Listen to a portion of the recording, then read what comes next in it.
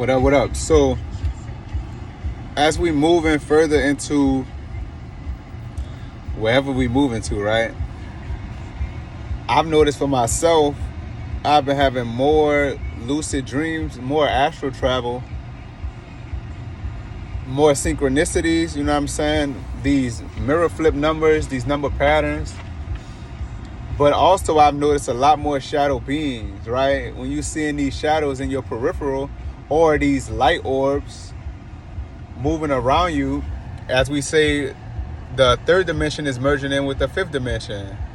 The spiritual world merging in with the physical. So as we move into higher states of consciousness, right, speeding up our vibration, we're starting to be able to perceive beings that are already at their higher state of vibration. These beings come to you in the nighttime. I realized as I'm sleeping, there's a lot of energy surges in my body. You know what I'm saying? Activating my chakras. Sometimes I wake up sweating and I realize like, oh, okay, I had an energy surge that night, because a lot of these solar storms take place throughout the night. Yesterday, we had a huge solar storm. The winds were super strong. And now today I'm back and I feel like energized, hella energized. But just paying attention to the fact that at this time our psychic abilities are getting heightened. Moving forward, going into that eclipse that's coming up. We just went through that lunar eclipse. But right now is a time, man. It's really a time to be in meditation, because we're going to get so many downloads from our ancient ancestors, right? Our galactic ancestors. They say that the melanin that we have comes from a race outside of the Earth, right? We have galactic DNA. So what I was saying in my last video about the polar law, right? Dealing with Polaris, the star Polaris. That is the sun behind the sun. As we go into meditation, you use your third eye to visualize that outer, what is it? How to say that? The sun that's outside of our universal system, right? Because that is what you're getting all this cosmic energy from. It's not the sun inside of the bubble. The sun inside of this solar system is the one that's reflecting the light outside of it.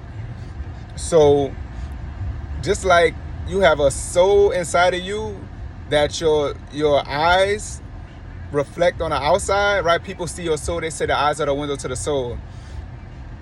The sun is basically the eye of that outer sun. So tap into that. That's where we get our information, our downloads from. That's what's heightening our spiritual abilities, along with the full moon. The moon controls the psyche. The psyche is the soul, right? So you have dark energy, you have light energy. As we working with that dark energy, moon gazing, and I noticed that the more I got spiritual, the more it made me nocturnal. The more it made me in that vampiric energy. Made me want to stay up all night and made me want to read deep into the nighttime. But in the daytime, you also know that the sun is giving you that serotonin, right? Which helps you to convert it to melatonin in the nighttime.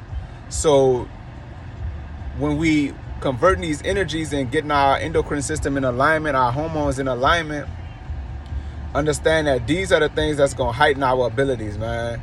From telekinesis to telepathy, to having these visions, right? When your energy is raised up to your crown chakra, to your third eye, to your ajna chakra, right? The vision's gonna come to you. But we have been indoctrinated so long to not believe what comes from our own mind, to say that somebody else has to teach us.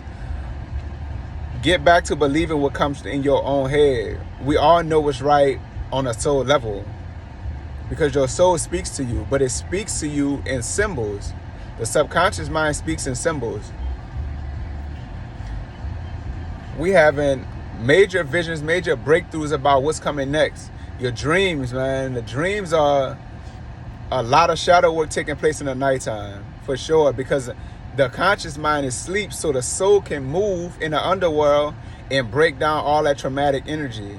Leave the body, go into these different dimensions and come back with wisdom, right? Lately, I've been hearing music in my dreams that I haven't even been listening to in my waking life because I've been doing so much studying. Right now, we should be fasting. You know what I'm saying? Don't eat 2 hours before you go to sleep so you can be aware and be conscious in your dream state, right? Because the dream state is the real world.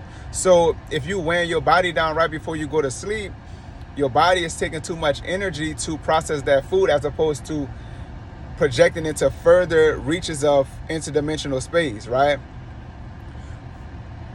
Going further into this year, right, the 8th year, that 8 represents that coiled serpent of that Kundalini. So all of these activations are spiraling us up, man. The polar cycles is a cycle of going up, down, right? Like a ladder, but it is a spiral staircase. Like you see that number 8 represent that infinity.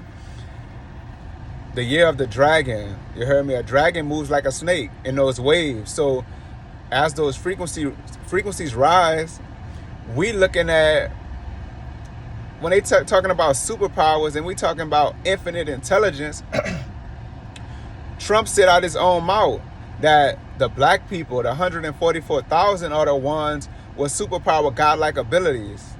He tried to warn these people. That's why they don't like him. That's why they don't want him in the White House.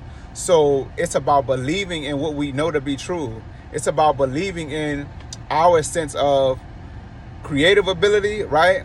And our sense of cosmic ability. Our outer knowing, our inner knowing, as above, so below. So also in a dream I just had, I realized the mother is the inner voice as well as the creative force. So when we going into the underworld, breaking down our trauma to activate our spiritual gifts, we have to remember that all of our trauma comes from our mother, right? Through our mitochondria. We have to get in touch with the maternal aspect of ourselves, especially as men. That's the part we try to avoid, right? Because we like, oh, I don't want to be seen as feminine. I don't want to be in touch with my emotions because this stuff hurts.